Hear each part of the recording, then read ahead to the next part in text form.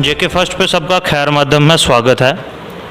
आज हम आपको रूबरू कराने जा रहे हैं कालाकोट यूथ नेशनल कॉन्फ्रेंस के प्रेसिडेंट जनाब विवेक शर्मा जी से।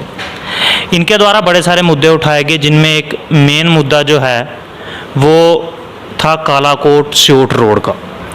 इन्होंने ये मुद्दा अपने कुछ साथियों के साथ, व्यापार मंडल के अध्यक्ष जो थे वो थे इनके साथ, और कुछ व्यापारी थे और लोकल लोगों के साथ ने मुद्दा उठाया, जिसके बाद ब्लैक टॉपिंग का जो काम था वो शुरू हुआ। लेकिन ग्राउंड रिपोर्ट जब जेके फर्स्ट ने दिखाई, उसमें सिर्फ 1 से 1.5 किलोमीटर तक ही ब्लैक टॉपिंग हुई, बाकी ब्लैक टॉपिंग का काम बिल्कुल बंद हो गया। अब भगवान जाने जो टेंडर हुआ था वो कितने पैसों का हुआ था। अच्छा, ब्लैक टॉपिंग हुई, कम हुई, और किस वजह से रोकी गई, या काम क्यों बंद है, काम क्यों नहीं शुरू किया गया। अगर पहले नहीं शुरू हो सकता था, फिर 1.5 किलोमीटर शुरू करने के बाद बंद क्यों किया गया। इसी तरह के बड़े सारे मसले हैं जो हमारे साथ डिस्कस होंगे आज। तो सबसे पहले सर खैर मकदम है हमारे चैनल पर। सर, सबसे पहले मैं आपका वेलकम करता हूं, जो मीडिया वाले आपकी टीम जो ग्राउंड रिपोर्ट कालाकोट में देती है, तो मैं आप सबका स्वागत करता हूं। आपने अपने चैनल में मुझे बुलाया जेके फर्स्ट न्यूज़ में।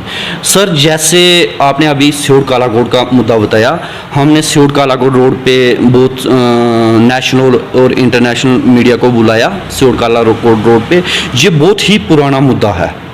ये मुद्दा कम से कम 10-20 साल पुराना है। जो भी सियासतदान जहाँ पे आता है वो बड़े बड़े वायदे करता है, कालाकोट को अच्छे दिन देंगे, ये करेंगे वो करेंगे, एज इट इज़। तो डेवलपमेंट की नाम की कोई कालाकोट में चीज़ ही नहीं है। तो जैसे हमने ये मुद्दा उठाया, तो कुछ दिन बाद हमें महकमे की तरफ से मुझे कॉल आई कि हम ब्लैक टॉपिंग टेंडर स्टार्ट करने जा रहे हैं। टेंडर तो स्टार्ट हुआ, फिर हमें थोड़ी खुशी की लहर भी आई कि हमारी सियोट कालाकोट रोड पे टेंडर हो गया। चलो खुशी डबल नहीं होगी, तो चलो थोड़े बहुत जो बड़े बड़े खड्डे हैं वो तो भरने जाएंगे। खड्डे जब भरने हुए, 1 किलोमीटर काम हुआ तो वो काम बंद हो गया। तो महकमे वालों ने हमें बोला कि हमने टेंडर करवा दिया। अब हमें नहीं पता कि इसमें टेंडर में महकमे वाले इन्वॉल्व हैं या ठेकेदार इन्वॉल्व है, कितना टेंडर हुआ कितना नहीं हुआ। जैसे कि रोड थी वैसे ही पड़ी हुई है, जहाँ पे कोई भी लीडर सुध लेने वाला नहीं है। आपको तो जैसे पता ही है कि इस समय यूटी है हमारे में, JNK में यूटी में ऑफिसर काम करते ही नहीं। जो भी हमने बहुत मुद्दे मीडिया में उठाए, सब कुछ किया, लेकिन अफसरों के कान के नीचे कोई सुई तक नहीं रेंगती। इसलिए मैं कहता हूं कि कालाकोट में कोई एक सड़क का मसला नहीं है। पानी हो गया, राशन हो गए, बिजली हो गई, हर मसले पे कालाकोट जीरो है। एडमिनिस्ट्रेशन नाम की कोई चीज़ ही नहीं। एडमिनिस्ट्रेशन किसी गरीब आदमी को देखती तक नहीं। कोई लीडर है वो जाता है, वो काम बोलता है, उसका काम हो जाएगा। गरीब आदमी का काम बिल्कुल नहीं होता। सर, जहाँ तक काम की बात है, डेवलपमेंट जो है वो काफ़ी कुछ हद तक, जो आप कहें कि कुछ हद तक ही हुई है। 10% काम हुआ। अगर वादे 100% किए जाते हैं तो सिर्फ 10% काम को देखने को मिलता है। उसके बाद यहाँ से मंत्री भी रहे हैं, यहाँ से MLA शिप भी हुई है, काफ़ी अच्छे लीडर्स भी यहाँ के रहे हैं, वर्किंग भी हुआ। अभी रिसेंटली जो बीजेपी में ज्वाइन हुए थे ठाकुर रणधीर सिंह जी, उन्होंने भी खुद इन मीडिया में वो बात आई, उन्होंने ये कहा कि जो काम मेरे बड़े भाई ने किए हैं वो काम शायद कोई कर ही नहीं सकता। अगर मुझे भी मौका मिले तो मैं शायद वो काम मैं भी ना कर सकूं। और वो उन्होंने पूरे विश्वास के साथ काम की कि जितना काम उन्होंने अपनी 2 बार MLA शिप में किया है उतना काम आज तक नहीं हुआ। सर, जैसे रही डेवलपमेंट की बात, ठाकुर यशपाल सिंह जी जो 2 बार MLA रह चुके हैं, एक बार 2.5-3 साल, 6 साल का हमारा पीरियड होता था MLA शिप का, तो 3 साल वो स्टेट ऑफ एग्रीकल्चर के MOS भी रहे। कालाकोट में ठाकुर यशपाल सिंह साहब ने, जो हमारे एक्स MLA, मैं उनका ब्लॉक प्रेसिडेंट हूँ NC से यूथ का, उन्होंने डेवलपमेंट बहुत ही ज़्यादा करवाई। जो भी काम हुए हैं कालाकोट में, जो ये बीजेपी का भी MLA रहा है, लेकिन मुझे नहीं लगता कि बीजेपी ने एक भी काम किया हो। जो रोडें बनाई वो ठाकुर यशपाल सिंह की देन है। एक सियोट कालाकोट रोड रह गई थी, वो भी प्रोजेक्ट भेजा तो मंत्री साहब अब्दुल गनी कोहली और मिनिस्टर बन के आ गए। इन्होंने सोचा कि सियोट कालाकोट का बहुत बड़ा मुद्दा है। तो मैं क्या करता हूँ, पैसा भेजा हुआ है, प्रोजेक्ट में भेजा था एमएलए साहब ने, तो तब ये फ्लड में भेजा था, फ्लड में उन्होंने पैसा भेजा तो फ्लड में पैसा आ गया, फ्लड में बाद में इलेक्शन हो गए, उसके बाद एमएलए साहब गवर्नमेंट हार गए, वो हार चुके थे। फिर इन्होंने क्या किया, जब पैसा आया इन्होंने महकमे के साथ मिला तो करोड़ों रुपए की लुक डलवा दी, ब्लैक टॉपिंग करवा दी। लुक तो डलवाई लेकिन नीचे ग्राउंड पे रोड का बेस नहीं था, बेस नहीं था, रुक चली, 6 महीने चली, साल चली, लुक खत्म होगी। तो वो तो हमारे कालाकोट लोगों का नुकसान हुआ ना, जो 3-4 करोड़ रुपया लगा वो नुकसान हुआ। इसलिए मंत्री साहब एक अच्छे अब्दुल गनी कोहली साहब, वो ऑफिसर भी कालाकोट रह चुके हैं, वो सीनियर आदमी थे, उन्होंने कुछ सोच समझ के करना चाहिए था। ये जो 2-3 करोड़ हमारी गरीब लोगों का टैक्स था, अब बार बार लुक तो नहीं ना पूरी पड़ेगी, वो पैसा वेस्टेज गया। जब बेस ही नहीं नीचे हुआ रोड का तो ब्लैक टॉपिंग करने का कोई फ़र्क ही नहीं था। तो उससे बेटर था, जैसे एमएलए साहब ने जो धर्मशाला रोड का प्रोजेक्ट भेजा था वो आज नवाड में अच्छी हुई है, कुल्लियों के रोड का काम चल रहा है, सरसू वाली रोड का काम अभी ख़त्म हुआ है, जैसे तत्ता पानी वाली रोड है। तो ऐसे प्रोजेक्ट में मंत्री साहब लाते तो थोड़ा उसका बेस बनवाते, तो फिर जाके ब्लैक टॉपिंग करवाते तो वो बनती थी। तो उन्होंने जल्दी में कर दिया, क्या बताओ, वो अपना क्रेडिट लेना चाहते थे, तो फिर वो रोड वहीं की वहीं रहेगी। एमएलए साहब ने तो जब कांग्रेस की गवर्नमेंट थी सेंटर में, तो आजाद साहब से साथ मिलके और बड़े बड़े नेताओं के साथ मिलके मैंने जैसे उनसे बात की तो उन्होंने प्रोजेक्ट भेजा था दिल्ली में, वो प्रोजेक्ट पता नहीं किस वजह से वो प्रोजेक्ट नहीं आया। तो अभी तो कम से कम 2 साल हो रहे हैं, मतलब कि 2 टर्म, दूसरी टर्म लगी हुई है हमारे एमपी साहब जुगल साहब को। जब वो पिछली बार जहां कालाकोट में बोर्ड लेने आए तो उन्होंने यूथ से वायदा किया कि मैं सियोट कालाकोट रोड बनवाऊंगा। सियोट कालाकोट रोड की तो दूर की बात, हमारे प्राइम मिनिस्टर साहब अच्छे काम कर रहे हैं, बड़े बड़े प्रोजेक्ट लगा रहे हैं। हम प्राइम मिनिस्टर साहब से अपील करते हैं कि मंत्री साहब, आपके जो एमपी साहब हैं, उन्होंने वायदा भी किया था कि सियोट कालाकोट रोड हम डबल करेंगे। तो तो दूर की बात रही, आजकल हमें वो दिखते तक नहीं। पिछले इलेक्शन में नहीं दिखे, अभी भी साल होने जा रहा है नहीं दिखे, हमारी रोड नहीं बन पाई, वही हालत है। ना कोई पानी की स्कीमें चल रही हैं, ना कोई और डेवलपमेंट हो रही है। हम जहाँ थे वहाँ के वहाँ ही हैं कालाकोट में। हमें जो हमारे प्राइम मिनिस्टर साहब ने अर्जोरी में अब्दुल गनी कोहली साहब का हाथ पकड़ के बोला था कि ये नर्क बना हुआ है कालाकोट, इसको स्वर्ग बनाएंगे। कौन सा स्वर्ग बनाया? जो हमारे मोहगला में, मैतका में मायने हैं, कोल माइंस हैं, कितने गरीब लोग रोजगार वाले लगे हुए, वो भी वहाँ के वहाँ ही, कोई नई माइन नहीं खुली, कोई कुछ नहीं हुआ। कौन से अच्छे दिन कालाकोट में आए, हमें बताएं बीजेपी वाले, एमपी साहब भी बताएं और साथ में हमारे जो अब्दुल गनी कोहली साहब हैं मंत्री, वो भी बताएं। सर, एक जैसे जेके फर्स्ट ने ग्राउंड रिपोर्ट जो दी थी, जो बेसिक मसले हैं लोगों के, उस पर, चाहे वो पानी का है, चाहे वो उसके बाद मसला रोड का आ गया, जब बिजली का है, जो बेसिक बुनियादी मसले हैं जिसमें राशन, कैरोसिन ऑयल का भी पिछले दिनों में देखें तो मुद्दे आए हैं। इस पे हमने भी बायोमेट्रिक पे की थी, जिसमें जो डीलर थे उसने ये खुद कबूल किया है कि हम ज़ोर ज़बरदस्ती जो हैं वो अंगूठा लगवा रहे हैं, लोग इस चीज़ को नहीं मान रहे, क्योंकि इस वक्त जो महामारी फैली हुई है, जो आपदा डली हुई है, उस कारण हम इस चीज़ को नहीं टच करते, क्योंकि बायोमेट्रिक पे एक ही इंसान को बार बार जो है वो अपना थंब इम्प्रेशन देना पड़ता है। तो इस पर आप क्या राय रखते हैं? सर, सबसे पहले रही पानी की बात, मैं दूर तो नहीं जाता, बाकी हर जगह हमें कालें आती हैं, आपको मीडिया के माध्यम से भी आती होंगी। कालाकोट में जो पीएचई का सिस्टम है बिल्कुल ज़ीरो है। रही बात, ठाकुर साहब ने बहुत बड़े बड़े प्रोजेक्ट लगवाए, वो जब बीजेपी की गवर्नमेंट आई वो प्रोजेक्ट फेल हो चुके हैं। जैसे रही पंजाब की बात, आज से 5 दिन पहले 20 दिन पंजाब में पानी नहीं आया। मैं पंजाब का रहने वाला हूँ। तो हमने एडब्ल्यू साहब से बात की, एडीसी साहब से बात की, तो जब पानी आया 2 दिन आया। कल से हमारी सप्लाई वापस नहीं हुई। हमने वापस जेई साहब को कॉल की, तो मेरे एक चाचा जी ही लगते हैं रिश्ते में, मैंने उनको बोला आप पीएचई वाला जो इधर लाइन खोलते हैं उनसे बात करो कि पानी क्यों नहीं है। आगे से उनका जवाब आता है कि खूह सूख गया है, बीच पानी नहीं है। फिर मैंने मैकेनिकल जेई से बात की, मैं सर आज आपने सप्लाई की है? उन्होंने बोला 2.5 घंटे हमने कुर्लिया में की है, 2.5 घंटे हमने पंजाब में की है। इसलिए जो मुझे लगता है कि इन पीएचई ऑफिस वालों की मुलाजम नहीं सुनते, जो आज खुद मस्ती मार रहे हैं। तो एक ही टैंकर है, तो आगे तो बरसात आने वाली है, आगे पानी बथेरा होगा, पानी की तो हमें गर्मियों में ज़रूरत है। तो रही बात कालाकोट की, एडमिनिस्ट्रेशन डीसी साहब ने पिछले दिनों एक लेटर निकाला कि सरपंच पंचिस हैंड पंपों का ब्यौरा दें तो हम हैंड पंप ठीक करेंगे। आज महीना हो गया, कुछ नहीं हो रहा। लगभग कालाकोट कॉन्स्टिट्यूंसी में 250 हैंड पंप है जो ख़राब पड़ा हुआ है। तो मुझे नहीं लगता कि कालाकोट में कोई पीएचई का काम हो रहा है। रही कालाकोट में कोई पीएचई का काम हो रहा है। रही दूसरी बात राशन की, आपने जैसे अभी बात की कि जो मशीन पे राशन लिया जा रहा है, तो एडीसी साहब, आज भी मैंने एक पेपर में पढ़ा है, हमारे जो एडी साहब हैं रजौरी के, वो बोल रहे हैं कि रिटर्न में ऑर्डर है।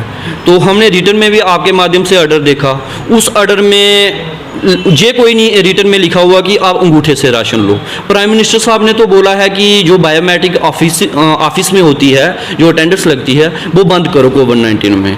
तो ये तो खुलेआम प्राइम मिनिस्टर साहब की धज्जियां उड़ा रहे हैं। जहां देखो 200 आदमी, 300 आदमी लगाए हुए बायोमेट्रिक पे राशन दे रहे हैं, सब कुछ कर रहे हैं, ऑर्डर में कुछ है ही नहीं। कल खुदा ना खास्ता कालाकोट हमारा अभी सेफ है, कल खुदा ना खास्ता कि कालाकोट में कोई एक आदमी को केस होता है, उसकी सैंपलिंग नहीं हुई, उसको केस होता है, तो कल ये वो आदमी पॉजिटिव निकला, तो जो भी आदमी उस मशीन पे बायोमेट्रिक पे अंगूठा लगाएगा तो वो तो सभी पॉजिटिव आ जाएंगे। इसकी जिम्मेदारी कौन लेगा? इसकी जिम्मेदारी डीसी साहब ले सकते हैं, एडीसी साहब ले सकते हैं। क्या एडीसी साहब को यही नहीं पता कि इस समय कालाकोट में अंगूठे पे राशन दिया जा रहा है? उनको ये पहल करनी चाहिए थी। सबसे पहले हमारे एडी साहब से बात करनी चाहिए थी, टीएसओ साहब से बात करनी चाहिए थी कि ये राशन बंद किया जाए अंगूठे पे, क्योंकि कोविड-19 चल रहा है। प्राइम मिनिस्टर साहब ने बोला कि कोविड-19 पे सोशल डिस्टेंसिंग का ध्यान रखो। इससे पहले राशन का अच्छा काम डिस्ट्रिक्ट रजौरी में चला, तो अब ये बायोमेट्रिक का सिस्टम ले आए।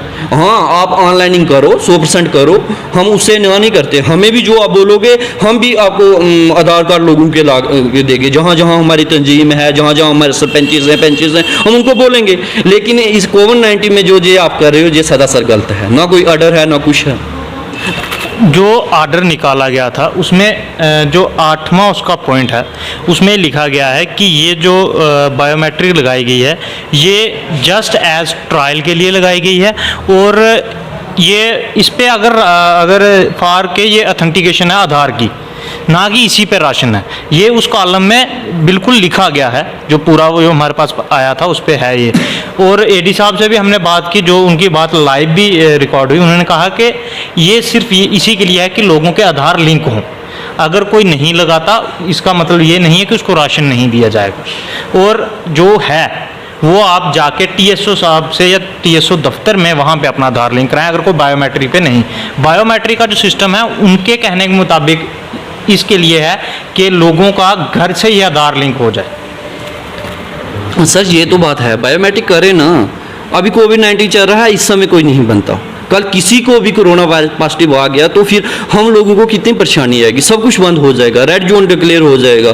जो लोग हमारे कोई आगे पीछे फैसिलिटी में जाते हैं, आगे पीछे कोई बीमार हो जाएगा, हर आदमी को परेशानी होगी। इसलिए हम अपने लेफ्टिनेंट गवर्नर साहब से अपील करते हैं कि जो हमारे फूड सप्लाई के कमिश्नर सेक्रेटरी साहब हैं, उनको बोलो कि हमें क्लियर करें कि बायोमेट्रिक पे राशन देना है या फिर ये ऑनलाइनिंग करनी है। इसलिए उसके बाद दूसरा मुद्दा, जहाँ कालाकोट क्या डिस्ट्रिक्ट रजौरी में बहुत जोरों शोरों से चल रहा है। हमारे कालाकोट जो डिस्ट्रिक्ट रजौरी है, ये बहुत ही दूर दराज एरिया है, पहाड़ी एरिया है। गरीब लोग हैं, कोई दिहाड़ लगाता है, कोई नहीं लगाता है, कोई काम करता है, कोई नहीं करता। तो सिलेंडर की रही बात, तो वो सिलेंडर भरवा नहीं सकते। सिलेंडर 600 कुछ रुपए का आ रहा है। तो गरीब लोगों को एक तेल मात्र मिलता था, वो तेल बीपीएल और एएवाई को 2 लीटर या 3 लीटर देते थे। कुछ डीलर जो खास होते थे तो वो 5 लीटर भी दे देते थे अपने कहने पे।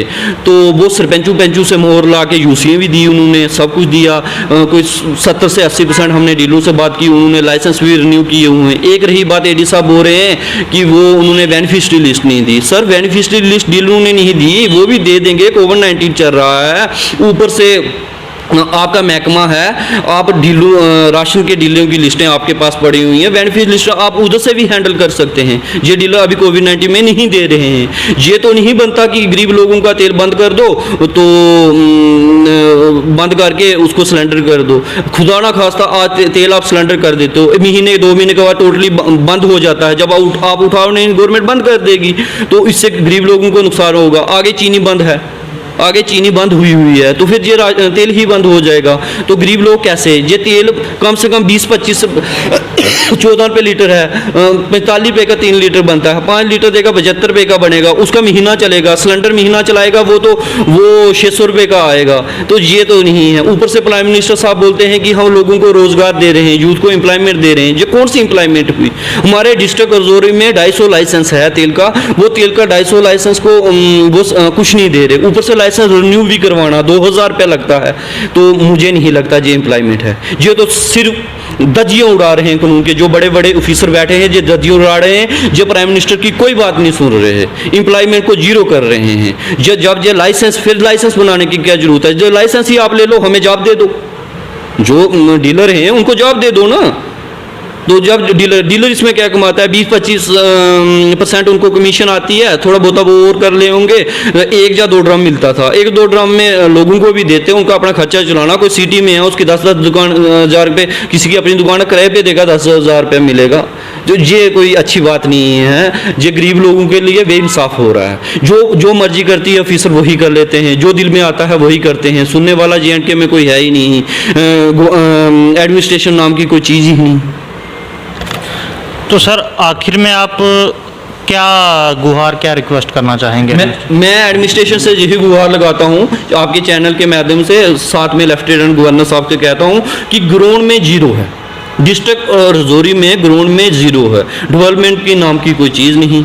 हाँ, रही दूसरी बात, कोविड-19 में जो क्वारंटाइन सेंटर हैं, वहाँ पे भी बहुत कंप्लेनें हमारे पास पिछले दिनों में आई। बोरे राशन नाम की कोई चीज़ ही नहीं है वहाँ पे, खाना वगैरह अच्छा नहीं दिया जा रहा। फिर हमने ADC साहब से बात की, हमारे पास कुछ वीडियो आई, हमने वो शेयर करना चाहिए। फिर बाद में उन्होंने बोला कि हम जो हमारा ADC साहब ने बोला जो बन रहा है वही देना है। ये कोई बात थोड़ी है। जो कोई गरीब आदमी आपके क्वारंटीन सेंटर में रह रहा है, उसको आप खाना और पानी की अच्छी फैसिलिटी दीजिए। जो आप फैसिलिटी नहीं देते, जो ये थोड़ी आपकी बात बनती है कि जो हमारे पास है हम वही देंगे। तो उससे बेटर है उनको घर पे होम क्वारंटीन कर दो। गवर्नमेंट, प्राइम मिनिस्टर साहब इतना पैसा दे रहे हैं, करोड़ों रुपये इस कोविड-19 में दे रहे हैं। क्या पता एक मरीज के कितने पैसे आते हों। तो इसलिए मेरी लेफ्टिनेंट गवर्नर साहब और जो भी कमीशन सेक्रेटरी और एडवाइज़र हैं हमारे, उनसे रिक्वेस्ट है कि डिस्ट्रिक्ट रजौरी को स्पेशली देखा जाए। यहाँ पे कुछ नहीं, ऑफिसर तो कोई सुनता तक नहीं। कोई भी मीटिंग कालाकोट में अरेंज होती है, मैं यूथ प्रेसिडेंट हूँ कालाकोट ब्लॉक का, तो हमारे लोगों के साथ ओहदे हैं और हमारे सरपंची पैंचिस हैं, बहुत लोग हैं। हमें कोई मीटिंग के लिए कॉल नहीं एडमिनिस्ट्रेशन की तरफ से की जाती, वो अपने मनमर्जी पे ही काम कर रहे हैं। तो ये कोई अच्छी बात नहीं है। चलो आज नहीं तो कल गवर्नमेंट आएगी तब देखेंगे। जी, तो आप सुन रहे थे यूथ नेशनल कॉन्फ्रेंस के ब्लॉक प्रेसिडेंट जनाब विवेक शर्मा जी को। इनका जो कहना है कि कोई भी मीटिंग होती है उसमें ऑफिशियल्स की या जॉइंट मीटिंग जब भी होती है तो जो पार्टी ओहदेदार हैं, कुछ पार्टियों पे इलिगेशन है कि सिर्फ उन्हीं को बुलाया जाता है, चुनिंदा लोग जो हैं उन्हीं को बुलाया जाता है, उसके अलावा नहीं। और वो लोग जो ऑन ग्राउंड पे उनकी कोई रिपोर्टिंग नहीं देते, कुछ नहीं करते, और लोगों को काफ़ी ज़्यादा इस वक्त परेशानियाँ उठानी पड़ती हैं। क्वारंटीन सेंटर की अगर बात करें तो बुरी हालात इनकी तरफ से जो बयान दिए गए, और अगर ऑफिसर से पूछे कह रहे हैं जो हमारे पास है वही दिया जा रहा है। और इनका ये भी कहना है कि जो मीडिया में दिखाते हैं उसमें बताया जाता है कितने क्वारंटीन सेंटर को किस तरह की फैसिलिटी दी जा रही है, लेकिन आगे की जो फैसिलिटी है वो बद से बदतर इनके जो माध्यम से बताई जा रही है।